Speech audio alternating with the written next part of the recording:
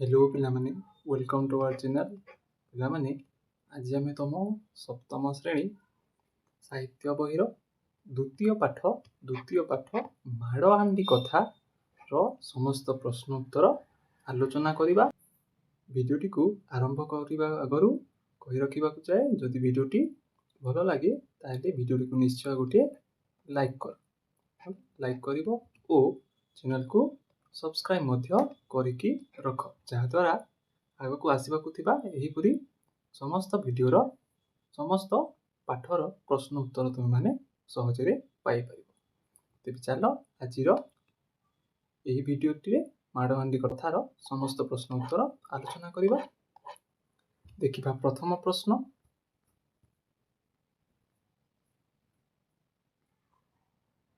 देख ये प्रथम प्रश्न पचारि मु जहा बुझिली है पाठर जहाँ तुम्हें बुझिल ताहाकु नहीं एठारे उत्तर लिखा पड़ो। लोककथा गल्प आधारित निम्न किछि प्रश्न दि जाइए ठीक उत्तर बाछि लेख है।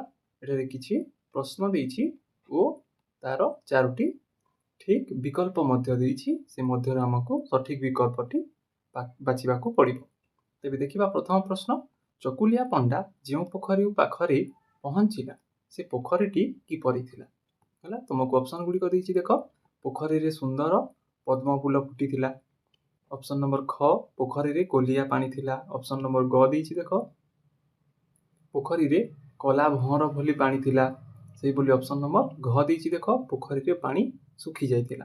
तो यार सठिक उत्तर हो कौन ऑप्शन नंबर ग पोखरी रे कला भंवर भली पानी थिला। देखिबा नेक्स्ट प्रश्नटी। प्रश्न नंबर 2। चोर को मान करी खपरारे खाइबा अर्थ कौन है। चोर को मान करी खपरारे खाइबा। तो देखिबा ऑप्शन गुड़िक देछि देख राग तम होई खाइबा, अन्य उपरे रागी निजर क्षति करिबा, चोर को धरी खपरारे खाइबा को देबा, चोर को माड़ मारी तोड़ी देबा। यार सठिक उत्तर हो तुम ऑप्शन नंबर घ चोर को माड़ मारी तोड़ी देबा है। देखिबा नेक्स्ट प्रश्न। प्रश्न नंबर 3 है। प्रश्न नंबर 3 देखिबा गंगा माता उड़ीगला चढ़ेईर पेट कथा जानी पारंती यही लोकवाणी अर्थ कौन। तो तुम ऑप्शन गुड़िक देछि देख निज कथा निजे बुझिबा, चढ़ई मानक ठारू बुझिबा, अन्यर मन कथा को बुझिबा, चढ़ई मानक सहित आलोचना करी बुझिबा। तो यार सठिक उत्तर हो कौन अन्यर मन कथा को बुझिबा। जेपरी गंगा माता चकुलिया पंडर मन कथा को बुझिपारे से देखा नेक्स्ट प्रश्नटी। नेक्स्ट प्रश्नटी पचारि देख चकुलिया पंडा चरित्र माध्यम लेखक क्यों नीति शिक्षा देइछंती है। एठारे क्यों नीति शिक्षा दिया जाइछि। देखिबा ऑप्शन गुड़िक पशी खाइले आयुष बढ़े, अलसुआ दुख पाए, परिश्रम नकरी पेट पोषिबा, अन्य उपरे निर्भर करी चलिले सफल आमे सफल हेबा। तो यार सठिक उत्तर हो कौन तुम ऑप्शन नंबर ख अलसुआ दुख पाए है। से देखा नेक्स्ट प्रश्न गुड़िक। नेक्स्ट प्रश्नटी देछि देख धाड़ी गुड़िकर आलोचना है। पाठर किछि धाड़ी चयन कर दि जाइछि याकू ध्यान दे पढ़ एवं दल रे विचार करी कौन बुझिले लेख। यह तुम पाई एक प्रकार सरलार्थ सरलार्थ अटे वाक्य बा धाड़ी गुड़ी को पढ़ी यार अर्थ लिखा पड़ो। देखिबा यार उत्तर गुड़िक। प्रथम धाड़ी देला देख प्रश्न नंबर क पचारि ए पानी की देखिला क्षणी ता मन रे भारी लोभ है, जीवन विकल रे पानीकूल पाहाच उपरे लत किनी बसीगला है। यह पाठर गोटे धाड़ी अटे। तो देखिबा उत्तर लिखिबो तुम माने ए पानी की देखिला डट डट डट डट लत किनी बसीगला है। तापर पुणी लिखिबो उद्धृत गद्यांशटी सप्तम श्रेणी ओडिया पाठ्यपुस्तक साहित्य सौरभ रो माड़हांडी कथा शीर्षक लोकगल्परू संगृहित।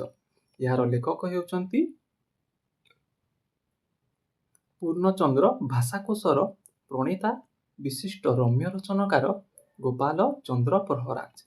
यही प्रसंग रे गरीब चकुलिया पंडार भोक शोषर आकुलता वर्णना करा जाइछि है। पुणी लिखिबो दिने ଚକୁଲିଆ ପଣ୍ଡାକୁ କେଉଁଠାରୁ ହେଲେ ବି ପୋଷେ ଚାଉଳ ଭିକ ମିଳିଲା ନାହିଁ। ଓଲଟା ଗାଁ ପିଲାଙ୍କଠାରୁ ସେ ମାଡ଼ ଖାଇ କାନ୍ଦି କାନ୍ଦି ପଳାଇ ଆସିଲା। ଭୋକ ଶୋଷରେ ତା ପେଟ ଜଳୁଥିବା ବେଳେ ବାଟରେ ସେ ଏକ ସୁନ୍ଦର ପଦ୍ମ ପୋଖରୀ ଦେଖିବାକୁ ପାଇଲା। ପୋଖରୀ ସେହି କାଚକେନ୍ଦୁ ଭଳି ସ୍ୱଚ୍ଛ ଶୀତଳ ପାଣିକୁ ଦେଖିବା ମାତ୍ରେ ପ୍ରବଳ ଶୋଷରେ ଛଟପଟ ହେଉଥିବା ଚକୁଲିଆ ପଣ୍ଡା ମନରେ ପାଣି ମୁନ୍ଦେ ପିଇ ଶୋଷ ମେଣ୍ଟାଇବା ପାଇଁ ଭାରି ଲୋଭ ବା ପ୍ରବଳ ଇଚ୍ଛା ଜାଗି ଉଠିଲା। ଶରୀରର ଆଦୌ ବଳ ନଥିଲା। କେବଳ ଜୀବନ ବଞ୍ଚାଇବା ବିକଳରେ ସେ ନିଜକୁ କୌଣସି ମତେ ଟାଣି ଟାଣି ନେଇ ପୋଖରୀର ଶଙ୍ଖ ମଲମଲ ପଥର ପାହାଚ ଉପରେ ହଠାତ୍ କ୍ଳାନ୍ତ ହୋଇ ବସି ପଡ଼ିଲା। ଏହା ଚକୁଲିଆ ପଣ୍ଡାର ଭୋକ ଶୋଷର ଚରମ ଅସହାୟତାକୁ ଦର୍ଶାଏ। ହେଲା, ଏହା ଥିଲା ତୁମର କ ନମ୍ବର ପ୍ରଶ୍ନର ସଠିକ ଉତ୍ତର। ଏବେ ଦେଖିବା ତୁମ ନେକ୍ସଟ ପ୍ରଶ୍ନଟିର ଉତ୍ତର। ପ୍ରଶ୍ନ ନମ୍ବର ଖ। ଗଙ୍ଗାମାତା ତ ଉଡ଼ିଗଲା ଚଢ଼େଇର ପେଟ କଥା ଜାଣିପାରନ୍ତି। ହେଲା, ଏହାର ଉତ୍ତର ଲେଖିବ ତୁମେ ମାନେ ଗଙ୍ଗାମାତା ... ଜାଣିପାରନ୍ତି। ହେଲା, ଜାଣିପାରନ୍ତି ଇଆଡ଼େ ଲେଖିବ ଜାଣିପାରନ୍ତି। ହେଲା, ଏ ମଝିରେ ... ଦେଇନି ତୁମେ ଦେବ। ଆଗକୁ ଲେଖିବ ଉଦ୍ଧୃତ ଗଦ୍ୟାଂଶଟି ସପ୍ତମ ଶ୍ରେଣୀ ଓଡ଼ିଆ ପାଠ୍ୟପୁସ୍ତକ ସାହିତ୍ୟ ସୌରଭର ମାଡ଼ହାଣ୍ଡି କଥା ଶୀର୍ଷକ ଲୋକଗଳ୍ପରୁ ସଂଗୃହୀତ। ଏହାର ଲେଖକ ହେଉଛନ୍ତି ଗୋପାଳ ଚନ୍ଦ୍ର ପ୍ରହରାଜ। ଏହି ପ୍ରସଙ୍ଗରେ ପୋଖରୀର ଅଧିଷ୍ଠାତ୍ରୀ ଦେବୀ ଗଙ୍ଗାମାତାଙ୍କ ସର୍ବଜ୍ଞତା ଓ ଦୟାଳୁ ମନୋଭାବ ବିଷୟରେ କୁହାଯାଇଛି। ହେଲା, ଆଗକୁ ଲେଖିବ ତୁମେ ମାନେ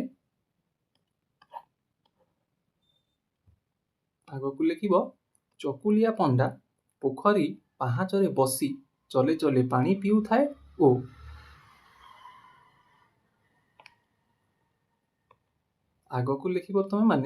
ଚକୁଲିଆ ପଣ୍ଡା ପୋଖରୀ ପାହାଚରେ ବସି ଚଲେ ଚଲେ ପାଣି ପିଉଥାଏ ଏବଂ ନିଜ ମନକୁ ବୁଝାଇବା ପାଇଁ ମୁହଁରେ ଭାତ, ଡାଲି, କ୍ଷୀରି, କାକରା ଆଦି ନାନା ପ୍ରକାର ସ୍ୱାଦିଷ୍ଟ ଖାଦ୍ୟର ନାଁ ଧରୁଥାଏ। ସେହି ପୋଖରୀରେ ରହୁଥିବା ଦେବୀ ଗଙ୍ଗାମାତା ଚକୁଲିଆ ପଣ୍ଡାର ଏହି ଆକୁଳ ଡାକ ଶୁଣିପାରିଲେ। ଓଡ଼ିଆ ସମାଜରେ ଉଡ଼ିଗଲା ଚଢ଼େଇର ପେଟ କଥା ବା ପରଗଣିବା ଏକ ପ୍ରସିଦ୍ଧ ଲୋକବାଣୀ, ଯାହାର ଅର୍ଥ ହେଉଛି ଅନ୍ୟର ମନର ଗୋପନ କଥା ବା ଦୁଃଖକୁ ଆଗତୁରା ସହଜରେ ଜାଣିବା, ଯାହାକି ଆମେ ଆଗ ପ୍ରଶ୍ନରେ ଆମେ କରିସାରିଲେ। ଦେବୀ ଗଙ୍ଗାମାତା ସେହିପରି ସର୍ବଜ୍ଞ ହୋଇଥିବାରୁ ସେ ତୁରନ୍ତ ବୁଝିଗଲେ ଯେ ଚକୁଲିଆ ପଣ୍ଡାଟି କେବଳ ପ୍ରବଳ ଭୋକ ବିକଳରେ ପଡ଼ି ପାଣି ପିଇ ପିଇ ଏମିତି ବିଭିନ୍ନ ସ୍ୱାଦିଷ୍ଟ ଖାଦ୍ୟର ନାଁ ନେଉଛି।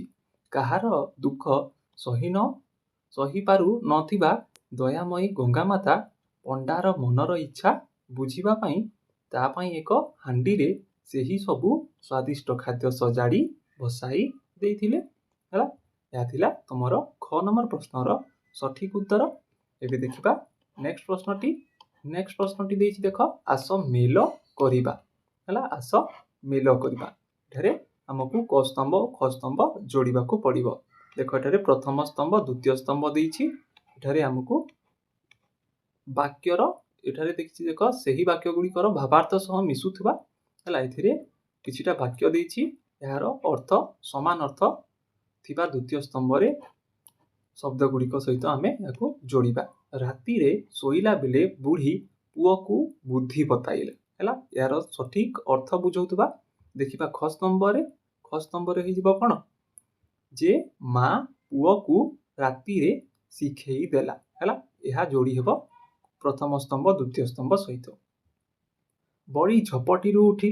ହେଲା, ଏହାର ଅର୍ଥ ଦେଖିବା ବଡ଼ି ଝପଟିରୁ ଉଠିର ଅର୍ଥ ହେଇଯିବ କ'ଣ, ଭୋର ସକାଳୁ ଉଠି। ହେଲା, ସେହିପରି ଖୁଆ ମୁଣ୍ଡିରେ 2 ଗୋଇଠା। ହେଲା, ତ ଏହାର ଅର୍ଥ ହେଇଯିବ କ'ଣ, ହାତ ପାଖ ପିଠିକୁ 2 ଲାତ ଦେବା। ସେହିପରି ଆଉ ଗୋଟିଏ ବଞ୍ଚିଲା, ପଲମକୁ ନେଇ ହାଣ୍ଡି ଘୋଡ଼ାଇବା। ଏହାର ଅର୍ଥ ହେଇଯିବ କ'ଣ, ହାଣ୍ଡି ମୁହଁକୁ ଢାଙ୍କୁରିରେ ଢାଙ୍କିବା। ହେଲା, ଏହା ଥିଲା ତମର ସ୍ତମ୍ଭ ମିଳନ ବା ମିଳିମିଶି ଯୋଡ଼ିବା। ଏବେ ଦେଖିବା ନେକ୍ସଟ ପ୍ରଶ୍ନ, ଚିନ୍ତା ଓ ବିଚାର କରି ଉତ୍ତର ଦେବା। ହେଲା, ଚିନ୍ତା ଓ ବିଚାର କରି ଉତ୍ତର ଦେବା। ଦେଖିବା ଏହାର ପ୍ରଶ୍ନର ଉତ୍ତର ଗୁଡ଼ିକ। ପ୍ରଥମ ପ୍ରଶ୍ନ ଦେଇଛି, ଦେଖ। ହେଲା, ଚକୁଲିଆ ପଣ୍ଡା କିପରି ପେଟ ପୋଷୁଥିଲା? ତ ଏହାର ଉତ୍ତର ସଠିକ ଉତ୍ତର ତୁମେ ଲେଖିବ ଚକୁଲିଆ ପଣ୍ଡା ପ୍ରତିଦିନ ଗାଁ ଗାଁ ବୁଲି ଭିକ ମାଗି ନିଜର ଓ ନିଜ ମାର ପେଟ ପୋଷୁଥିଲା। ହେଲା, ଏବେ ଦେଖିବା ନେକ୍ସଟ ପ୍ରଶ୍ନ, ପ୍ରଶ୍ନ ନମ୍ବର 2।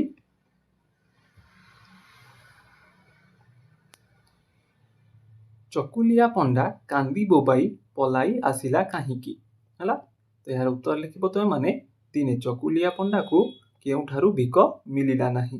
ଓଲଟା ଗାଁ ପିଲାମାନେ ତାକୁ ଟେକା ମାରି ଗାଁରୁ ତଡ଼ି ଦେବାରୁ ସେ କାନ୍ଦି ବୋବାଇ ପলাই ଆସିଲା। ହେଲା, ଏହା ଥିଲା ଏହାର ସଠିକ ଉତ୍ତର। ନେକ୍ସଟ ପ୍ରଶ୍ନଟି ଦେଇଛି ଦେଖ, ଗଙ୍ଗା ମାତା କେଉଁଠାରେ ଥିଲେ? ହେଲା, ଗଙ୍ଗା ମାତା କେଉଁଠାରେ ଥିଲେ? ତ ଏହାର ଉତ୍ତର ଲେଖିବ କ'ଣ? ଗଙ୍ଗା ମାତା କେଉଁଠି ଥିଲେ ରେ? ଗଙ୍ଗା ମାତା ସେହି ସୁନ୍ଦର ପଦ୍ମ ପୋଖରୀ ଭିତରେ ଥିଲେ। ହେଲା, ଏହା ଥିଲା ଏହାର ସଠିକ ଉତ୍ତର। ଏବେ ଦେଖିବା ନେକ୍ସଟ ପ୍ରଶ୍ନଟି, ପ୍ରଶ୍ନ ନମ୍ବର 4। ଗଙ୍ଗା ମାତା ଚକୁଲିଆ ପଣ୍ଡା ପ୍ରତି ଦୟାଭାବ ଦେଖାଇଲେ କାହିଁକି? ହେଲା, ତ ଏହାର ଉତ୍ତର ଲେଖିବ ତୁମେ ମାନେ ଚକୁଲିଆ ପଣ୍ଡା ଭୋକ ବିକଲରେ ପୋଖରୀ କୂଳରେ ବସି ପାଣି ପିଇ ବିଭିନ୍ନ ଖାଦ୍ୟର ନାଁ ଧରୁଥିଲା। ତାର ଏହି ବିକଲ ଅବସ୍ଥା ଦେଖି ଗଙ୍ଗା ମାତାଙ୍କ ମନରେ ଦୟା ଆସିଲା। ହେଲା, ଏହା ଥିଲା ଏହାର ସଠିକ ଉତ୍ତର। ଦେଖିବା ପ୍ରଶ୍ନ ନମ୍ବର 5। ଚକୁଲିଆ ପଣ୍ଡା ହାଣ୍ଡିରେ କ'ଣ ଦେଖିଲା? ହେଲା, ଯେଉଁ ହାଣ୍ଡିଟି ଗଙ୍ଗା ମାତା ତା ପାଖକୁ ଭସାଇ ଦେଇଥିଲେ ସେ ହାଣ୍ଡିରେ ସେ କ'ଣ ଦେଖିଲା? ଏହାର ଉତ୍ତର ଲେଖିବ ତୁମେ ମାନେ ହାଣ୍ଡି ଭିତରେ ଦିବ୍ୟ ସରୁ ଘିଅ, ଅନ୍ନ, ଡାଲି, ମହୁର, ଆମ୍ବିଳ, କ୍ଷୀରି ଓ ବିଭିନ୍ନ ପ୍ରକାର ପିଠା ସଜା ହୋଇ ରହିଥିବାର ସେ ଦେଖିଲା। ଦେଖିବା ନେକ୍ସଟ ପ୍ରଶ୍ନ। ନେକ୍ସଟ ପ୍ରଶ୍ନଟି ଦେଇଛି ଦେଖ, ଖାଦ୍ୟ ହାଣ୍ଡି ଧରି ଘରକୁ ଫେରିଲା ବେଳକୁ ଚକୁଲିଆ ପଣ୍ଡାର ମା କୁଆଡ଼େ ଯାଇଥିଲା? ତ ଏହାର ଉତ୍ତର ଲେଖିବ ତୁମେ ମାନେ ଚକୁଲିଆ ପଣ୍ଡାର ମା ଗାଁ ଭିତରକୁ ଦୁଃଖ ଧନ୍ଦା ହେଲା ବା କାମ କରିବାକୁ ଯାଇଥିଲା। ହେଲା, ଦେଖିବା ନେକ୍ସଟ ପ୍ରଶ୍ନ। ଚୋରମାନେ ସିନ୍ଦୁକଟିଏ କେଉଁଠାରେ ରଖିଥିଲେ? ହେଲା, ସିନ୍ଦୁକଟିଏ ଆଣି କେଉଁଠାରେ ରଖିଥିଲେ? ଏହାର ଉତ୍ତର ଲେଖିବ ତୁମେ ମାନେ କ'ଣ? ଚୋରମାନେ ସେହି ସିନ୍ଦୁକଟିକୁ ବୁଢ଼ୀର ବାଡ଼ି ପଛପଟ ଖତଗଦା ପାଖରେ ରଖିଥିଲେ ବା ଚକୁଲିଆ ପଣ୍ଡାର ଘରର ପଛପଟ ଖତଗଦାରେ ରଖିଥିଲେ। ହେଲା, ଏହା ଥିଲା ଏହାର ସଠିକ ଉତ୍ତର। ଦେଖିବା ନେକ୍ସଟ ପ୍ରଶ୍ନଟି। ନେକ୍ସଟ ପ୍ରଶ୍ନଟି ଦେଇଛି ଦେଖ, ତୁମମାନଙ୍କ ପାଇଁ ନେକ୍ସଟ ପ୍ରଶ୍ନ ଅଛି ଅନୁମାନ ଓ କଳ୍ପନାରୁ। ହେଲା, ଅନୁମାନ ଓ କଳ୍ପନାରୁ। ଦେଖିବା ଏହାର ଏହି ପ୍ରଶ୍ନଟିର ସଠିକ ଉତ୍ତର ଗୁଡ଼ିକ। ଦେଖିବା ପ୍ରଥମ ପ୍ରଶ୍ନ ହେଲା, ଏଠାରେ ଦେଖ ଅନୁମାନ ଓ କଳ୍ପନାରୁ। ପ୍ରଥମ ପ୍ରଶ୍ନ ଦେଲା ଦେଖ, ଯଦି ଚକୁଲିଆ ପଣ୍ଡା ଗୋଟିଏ ଦିନ ପାଇଁ ଗଙ୍ଗା ମାତାଙ୍କ ଠାରୁ ଖାଦ୍ୟ ହାଣ୍ଡି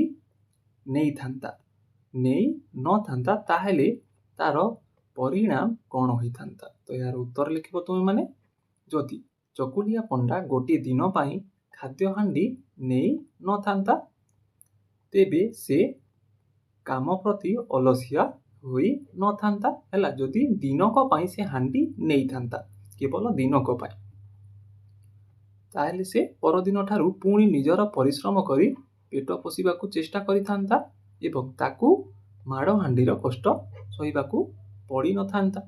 ହେଲା, ଏହା ଥିଲା ଏହାର ସଠିକ ଉତ୍ତର। ଦେଖିବା ଏବେ ନେକ୍ସଟ ପ୍ରଶ୍ନଟି, ପ୍ରଶ୍ନ ନମ୍ବର ଖ। ଗଙ୍ଗା ମାତା ବିଚାର କରି ମାଡ଼ ହାଣ୍ଡି ଯଦି ଦେଇନଥାନ୍ତି ତାହେଲେ ଶେଷ ଫଳ କ'ଣ ହୋଇଥାନ୍ତା? ହେଲା, ଏହାର ଉତ୍ତର ଲେଖିବ ତୁମେ ମାନେ ଗଙ୍ଗା ମାତା ଯଦି ମାଡ଼ ହାଣ୍ଡି ଦେଇନଥାନ୍ତି ତେବେ ଚକୁଲିଆ ପଣ୍ଡା ଓ ତାର ମା କେବେ ବି ନିଜର ଭୁଲ ବୁଝିପାରିନଥାନ୍ତେ।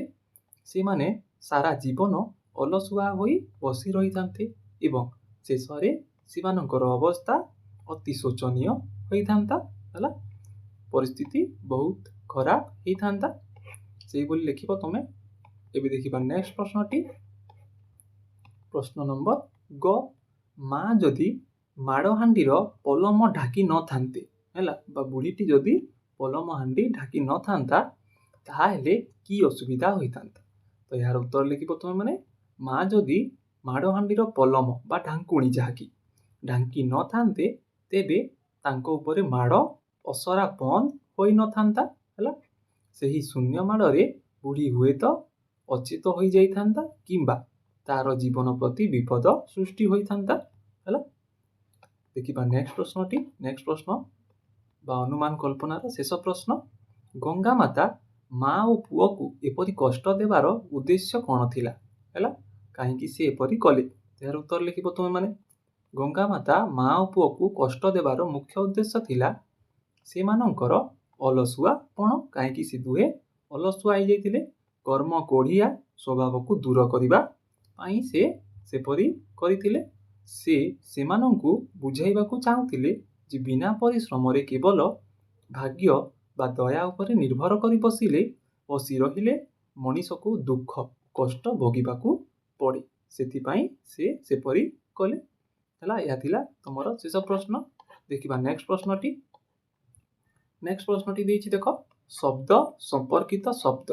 ଏଠାରେ ଗୋଟିଏ ଦେଇଛି ଦେଖ, ଗୋଟିଏ କବାଟ ଦେଇଛି। ହେଲା, କବାଟ ଦେଇଛି, କବାଟ ସହିତ ସମ୍ପର୍କିତ କିଛିଟି ଶବ୍ଦ, ଯେପରି ପ୍ରଥମ ପାଠରେ ଦେଇଥିଲା ଶ୍ରୀକୃଷ୍ଣଙ୍କ ସହିତ ଜଡ଼ିତ କିଛିଟି ଶବ୍ଦ, ସେହିଭଳି ଏଠାରେ ଗୋଟେ କବାଟ ଦେଇଛି ଓ କବାଟ ସହିତ ଜଡ଼ିତ କିଛି ଶବ୍ଦ ଆମେ ଲେଖିବା। ପ୍ରଥମେ ଦେଇଛି ତମକୁ ଜଞ୍ଜିର ଲଗାଇବା।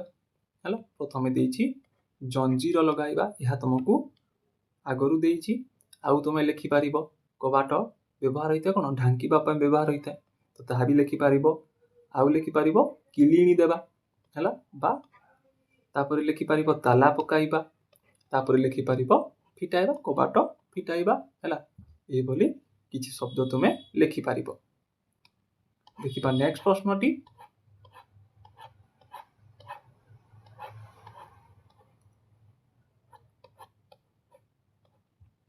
ନେକ୍ସଟ ପ୍ରଶ୍ନଟି କରିବା ଆଗରୁ ଆମେ କିଛି ଜିନିଷ ଜାଣିବା। ଯେପରି ଏଠାରେ ଆମକୁ କାରକ ଦେଇଛି।